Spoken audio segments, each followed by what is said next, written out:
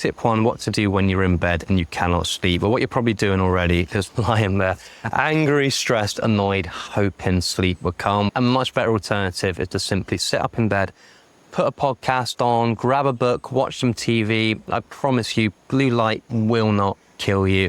It's only since you've had insomnia, you've got a laundry list of 1,000 things you cannot do in order to try and protect your sleep. Good sleepers watch TV and they don't catch on fire, nor will you. So why is it so important not to allow yourself to be lying in bed, ruminating, getting angry, kicking the pillows, counting down the minutes until the morning?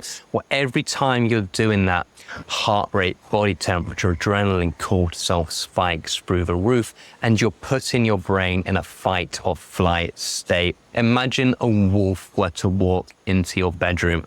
You'd get that same response: adrenaline, cortisol, sweaty palms, racing heart. What's the chance of you sleeping when you're in that really heightened alert state? None at all. So please just do anything which is a better alternative than lying there, getting cross, getting annoyed. Every fiber of your being wants to stay in bed, trying to sleep, because you think, if I'm not in the game, then how am I going to win it? But trust me, if you've been doing this in the past where you're just lying there, nostril breathing, counting sheep, body relaxing, it just feeds the obsession with control. It's like trying to use nostril breathing to try and turn your hair blue. It just does not work. So I give you permission right now to do a much better alternative. Tip number 2 is to only go to bed when you are sleepy. You've probably heard the opposite advice before, but you should set yourself a fixed bedtime.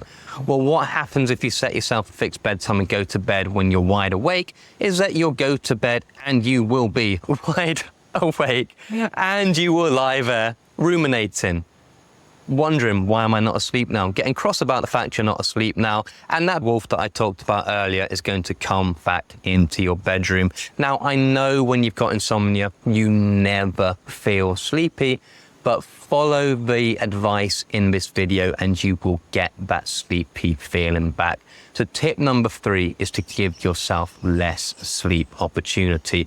Imagine someone is spending 10 hours in bed, but they're only sleeping for 6. Now, I know if you've got insomnia, you feel like you're sleeping far, far less than that, but people with insomnia tend to massively overestimate the amount of sleep that they are getting. But let's say 10 hours you're spending in bed, only sleeping for 6 hours. What mathematically are you going to be doing in bed for 4 hours? You're going to be spending that time in bed awake. So that might be at the start of the night, spending hours and hours and hours trying to get to sleep. It might be at the end of the night, waking up before the alarm for 4 hours. That might be waking up multiple times throughout the night for 4 hours overall. That might be a big gap in the middle of the night where you're awake for 4 hours. So one of the most helpful things you can do when you've got insomnia is to reduce your sleep opportunity. If you don't know how long to spend in bed, I've got a video that I'm going to queue up at the end, which is going to help you choose the perfect amount of time that you should spend in bed. I did it during my own 20 years of insomnia, went from someone with chronic insomnia, divorced, depressed, living in a van, ruined my entire life, to someone who is now sleeping amazingly and helping other people sleep. So this really does work. So tip number 4 is to get up at the same time every single day. Now, you probably heard this piece of advice before, but you probably don't know why it is so important. Well, let's take someone who wakes up at 7 a.m. and they need to be awake for 17 hours to produce their 7 hours of sleep. So the only thing that makes you sleep is being awake. So the only thing that builds your sleep drive is being awake. So they wake up at 7 a.m. in the morning. They need to be awake for 17 hours to produce their 7 hours of sleep. So that means they start feeling sleepy at around about midnight. Let's take that same person who, because they didn't sleep so well, they woke up at, say, 10 a.m. They still need their 17 hours of being awake to produce their 7 hours of sleep. So that means they're not going to feel sleepy the next night until around about 3 a.m. So waking up at the same time every single day is a fantastic way to anchor your sleep drive. And I know every fiber of your being wants to, if you've only fallen asleep till, say, 3 a.m. in the morning, you want to stay in bed because you just want as much sleep as you possibly can on that given night. Overcoming insomnia is about changing your habits and behaviors over the long run. So all these tips and advice, they are to help cure your insomnia for good, not just to help you get as much sleep as you can on one given night. So tip number 5 is, if you've got a laundry list of 1,000 things you have to do in order to try and force and make yourself sleep, please bin these things. So when I had my own insomnia, I had 1,001 of these active sleep efforts, which is what I call them.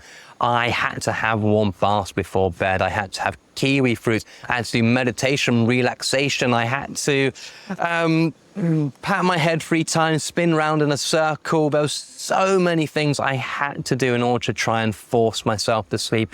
All it did was create more obsession, more control, more fear, more anxiety, and put my insomnia right up in front of my face every single day, and none of these things helped.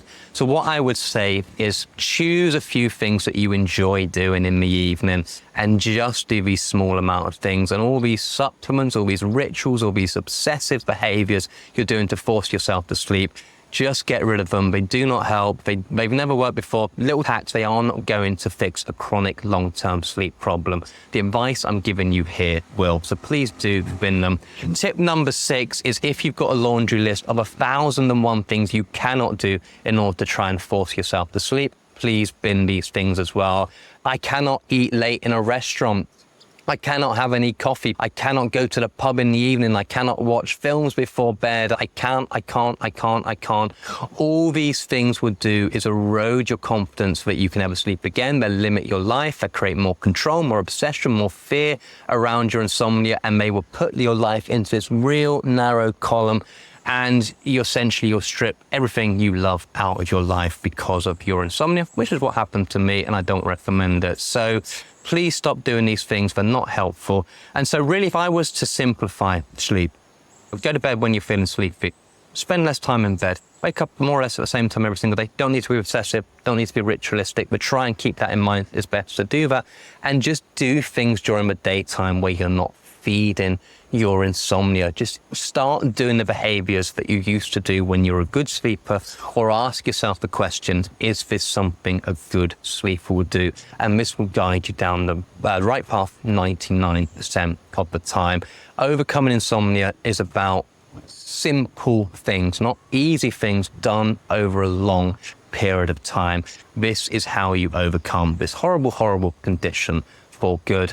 So if you want a step-by-step program in order to help you overcome your insomnia, which doesn't have any sleep hygiene nonsense or any tricks or hacks or any other stuff that doesn't work on it, head over to sleepz.com where you will find that. Hope this helped you. I'll see you on the next video.